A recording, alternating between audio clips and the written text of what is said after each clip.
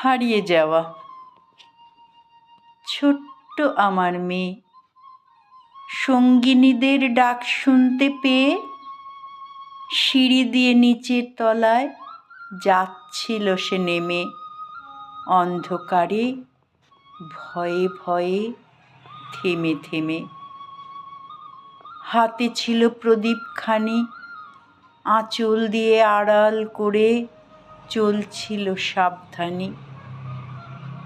আমি ছিলাম ছাতে, তারায় ভরা চৈত্র মাসের রাতে। হঠাৎ মেয়ের কান্না শুনে উঠে দেখতে গেলেম ছুটে। সিঁড়ির মধ্যে যেতে যেতে প্রদীপটা তার নিভে গেছে বাতাসেতে। শুধাই তারে, কি